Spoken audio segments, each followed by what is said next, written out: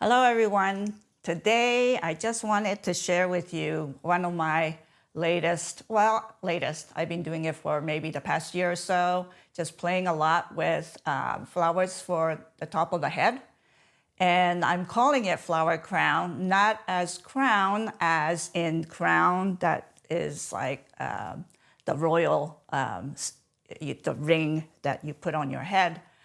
We're talking about flowers that goes on the crown, which is your head, the top of your head. And just an overall, any kind of head decoration that really flatters the beautiful face. And so really, it becomes kind of an arrangement on top of your head. So top of your head being a crown, because crown is the highest point on your body. And that's why I'm calling it a flower crown. So that's kind of my take on it. It's not to be taken seriously with, that it has to be a round ring on the head, because that could also be like a wreath, head wreath, so that it's like this rather than worn like this. But this is being worn on the crown of the head. So I really wanted to kind of go and just kind of explain a little bit of what I've been doing with the flower crown experiment. Is just really learning how to design with a select set of flowers. It really all started out with just leftovers from, different projects, and because I didn't want to throw away the flowers because it could have another life, and I really wanted it to be something that I can just play with to learn about color, line, texture, all of those things, the different elements of design that goes into a composition. And I've chosen, the mannequin head as the kind of the container into which that I designed the flowers, and what kind of a mechanic could I use to allow that to happen. So here I'm showing you a picture of some, one of the flower crown, because it sits on top of the head. And these were some of the leftovers from, some projects that was going on that I dismantled the flowers from the lesson, and I try to use it. Again, the use of the Gloriosa lilies with the extension of the stems, the allium, that kind of quirky stems that are really, really fun to design them in such a way into a bed of flowers that gives you beautiful color and texture. So it really was a sort of an experiment just to get something out of some leftover flowers that turned into a bit of an obsession. So I want to introduce you to my friend, the girl, which is ephemera. And that's the reason why, I'm kind of calling my whole experiment ephemera, flower crown for ephemera. So I'm always designing for her because I don't have a live model here. So this is my model. And I really love this color, by the way, because it's a bit of a purpley skin tone, but it's really beautiful with a lot of the flowers that I use. So it just has worked out to be my favorite color for the mannequin head. And you can see how it's very flattering with each of the selections of flowers that I used. This one here is one of my earliest. It was more of just a flower band, and it just kept growing and growing. And some of the pieces that I've been creating has become bigger and bigger. And so, yeah, here we have the Art Nouveau version that has, you see the Gustav Klimt painting in the background with the gold. So it has sort of an accent, the spirals, which is prevalent in a lot of Art Nouveau work, and also the fact that it's really a very dynamic, linear kind of flow in this design with the plumosa stems, combination of that and the gold wire. So there's been just different ways that I've designed with the whole flower crown idea that's been just fun, using lots of different material that I had at my disposal just to play with, just random, because it's not like I planned specifically for, getting flowers for this. It's always leftovers or things that I forage. This one's been one of my favorite, and it's one of being sort of the crowd's favorite. A lot of people have loved this one when I posted it. And this is all pretty much everything that's been foraged from the garden, plus a little bit of rose and berries that were left over from the Christmas designs. So it has Nandina up from the garden, and all the hemlock, the cones that from the hemlocks, the eucalyptus, the seeded euc. So it's got a lot of texture.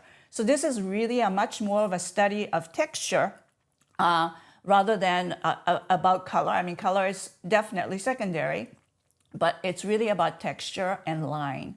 And this kind of wild woodland look seems to be just really very, very popular, and it's fun to do. So, it's one of the things that I really like to teach, how to do this, what's the mechanic behind it. So basically what I wanted to show you, and including this one here, is it started with just a band like this, and I make it out of extenders. And I'm just calling it yarn-covered wire extenders now because I don't use the middlino on the inside. I'm going to be showing a little bit of how to create those, some new versions of it upcoming. But it starts out with a band like this that sits really nice on top of the head. But this is the basic version, and then I wanted to show you sort of the advanced version. So yeah, the advanced version is what I used here. This was one of the more recent one that's on the live model, and it was worn, and it wore very well, actually. It's not too heavy. The mechanics is such that there's not a lot of weight on it, but it can become very large, and especially with the extension of the, in both these cases, the branches, and then the other one, like the one is flowering cherry, and the other one is Spirea thunbergii. You get extra extension and lightness, kind of a real beautiful visual movement that is possible with this. A lot of gorgeous flowers here. And then, just demonstrating just how it's set on the top of the head and how the shape of what I create on top really becomes the ultimate shape of how big a design can become. So this is kind of how it's made. And yeah. So yeah, like this is part of what I really like to share is the mechanics, the structure building behind it. So why don't you talk a little bit about the mechanics? Because I know when you were showing it earlier, you were only in the picture-in-picture. So maybe go through a little bit of the mechanics that you have here that maybe you showed that were used in some of the pictures. Okay, so like with this, starting out with the basic component is the extenders that I make now, which is all made out of, inside of it is all wire. And depending on whatever wire that I have on hand to get the different pliability out of it, this one has actually a fairly good size or gauge wire inside of it, multiple of them, so that it's very, very stiff.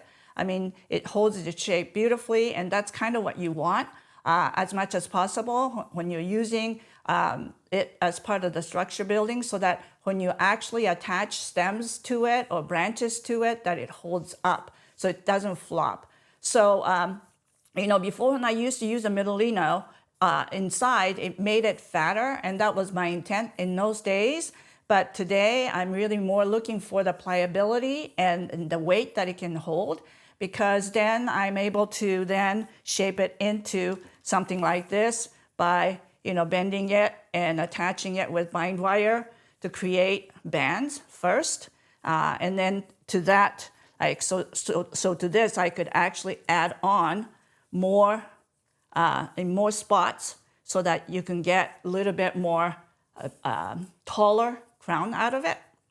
So that's kind of what I do. I use just bind wire to attach them.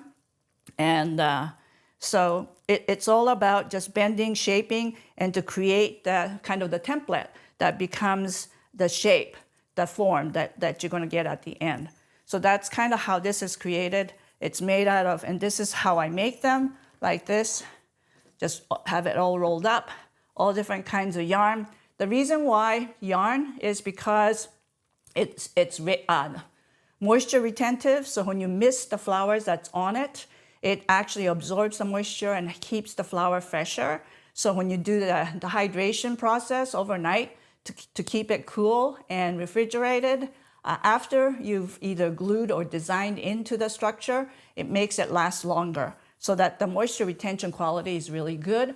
Also, it's also good for gluing also. It holds glue much better because it absorbs the glue. and so it doesn't, the glue doesn't slide off of it.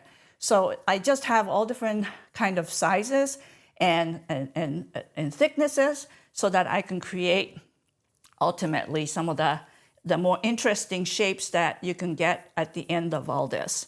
So it's kind of like, almost like a little bit like a Lego set. It gives you opportunity to be creative with some of the components that you have on hand, and it allows you to just shape it because it bends with the with your hand, so that you can get different kinds of shape out of it. And it's also malleable. Even once you've got it put together, you can still shape it so that you can get different flow out of it, because it's really about line that bends and flows with you. So it makes it just fun to kind of create and shape it in the different ways that you want. So that's kind of what my crown making is all about. Like I say, it's about adorning the crown of your head. And so that's why I call it a flower crown. So don't take it too serious about the definition of crown itself, because it really is to be more of a general term. That's kind of what I'm using it as, to be a topping on the head, the crown of your body. So you can see how it goes. And you can see that it bends with you.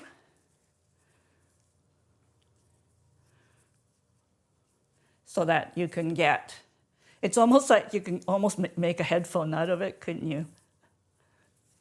Like that. So you like, it's a fun element to work with, because it just shapes as you need it. And even the shaping can happen after the flowers are on it. Just to get the flower to stay in a certain place, you can shape it into place. So there's just lots of different ways that you can embellish this this crown mechanic, because that's kind of what it is it's really pure mechanics that allows you to do more and ability to shape. It's really all about that. So yeah, something like this. So that then you can do something that hugs like that. But in some of those pictures where it swings out to the side and out further, that's where this one comes in.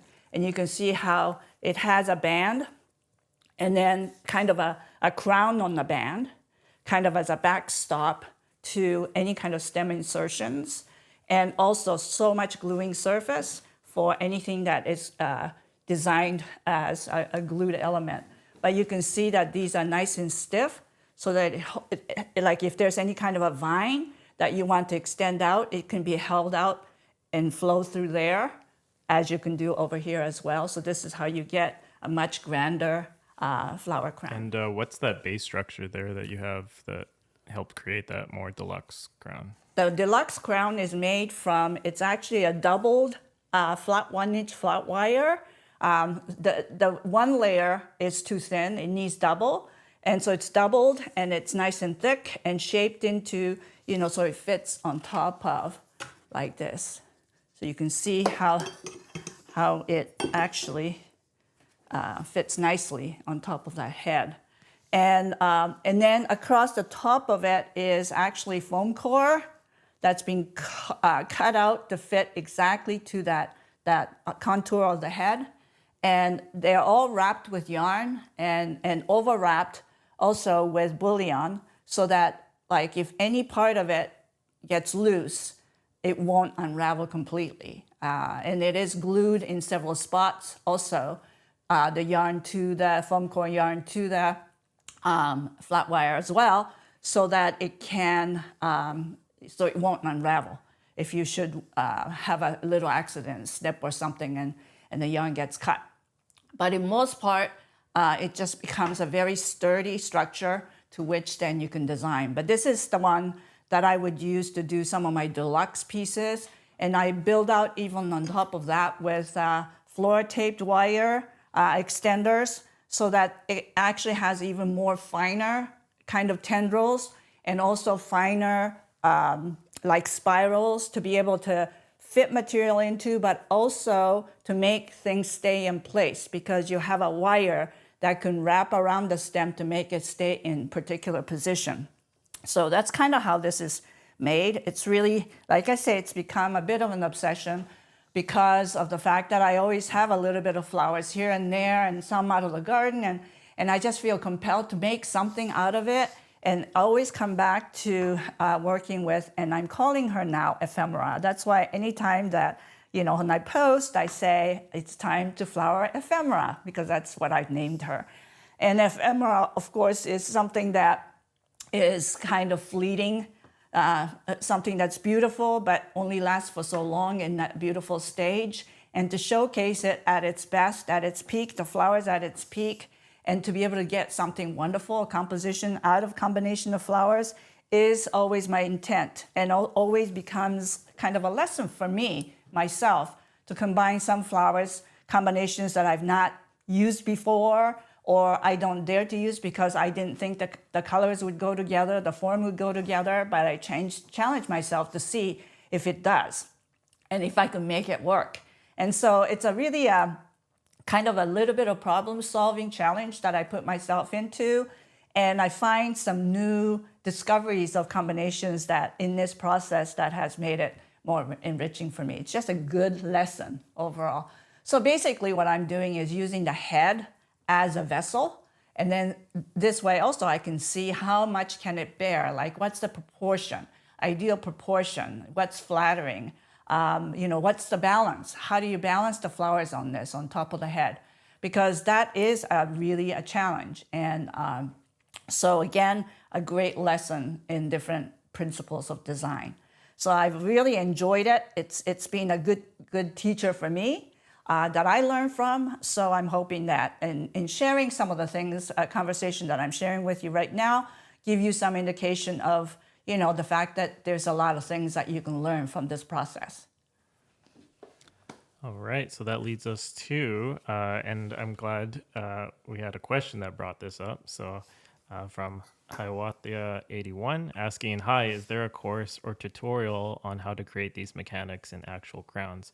Also, I missed how to source the heads. So that leads us to today's, we wanted to share a little bit of what Hitomi's been, as you may have seen, sprinkled through her socials over the past few months, as you mentioned. But we also wanted to make a little bit of announcement here at the end of today's little lesson or little tutorial or talking about it. And that is a new mini virtual class that she's going to be offering. So it's going to be called Ephemera, the Art of Flower Crowns with Hitomi. And it's just a short 3-day virtual mini course. Registration's now open at hitomigilliam.com/ephemera. So I will put the link in the video or in the live chat. But yeah, Hitomi, you want to talk a little bit about it before we move on? I know that it's 3 days, so it's going to start May 16th through the 18th. That's a Friday through Sunday. 3 live lessons, 2 hours each, starting with lesson 1 is ephemera base mechanics, then followed by woodland ephemera on day 2, and finishing off with nouveau ephemera on day 3.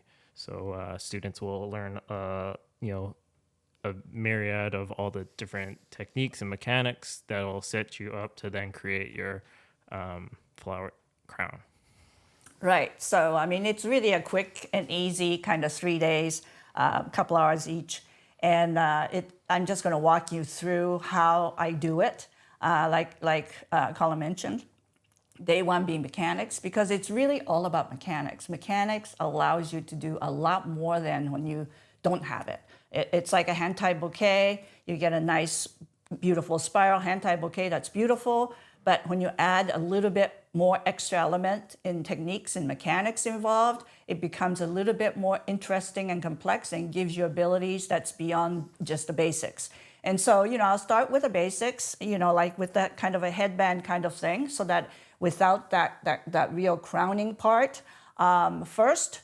But, it depends on the scope of what you want to create, something simple that you could gift to, make for flower girl or bridesmaids, or can it be like, can we do like a huge crown for that would be perfect for like a bridal party, that would be bridal shower, where the bride gets crowned with beautiful flowers, so a great photo op. I mean, there's just a lot of different possibilities. I mean, it also goes perfect with any kind of a fashion kind of photo shoots, to have beautiful flowers on the head as, with a beautiful dress down the runway. There's just lots of possibility. And one of that I found over this past year that like the woodland look is just so popular. And I can totally understand it because it's so natural and woodsy looking.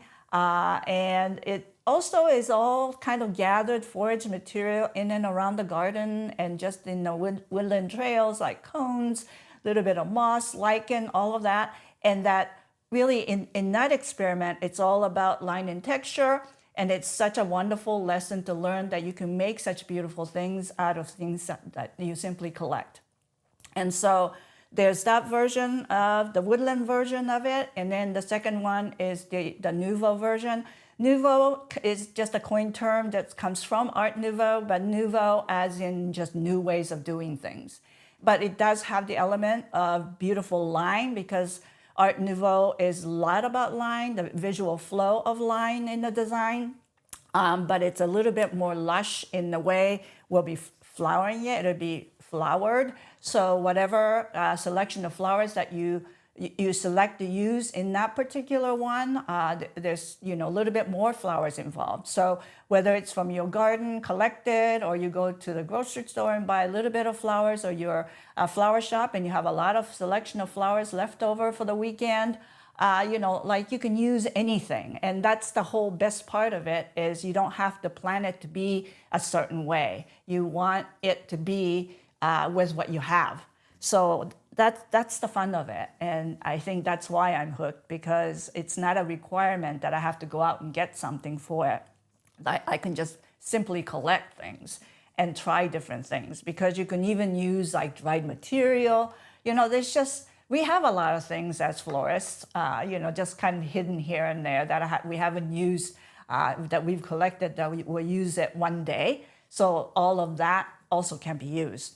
So yeah, there's a lot of possibility, a lot of directions that you can go, but the 2 days will involve one to be more foraged and the other one being just sort of a collection of flowers.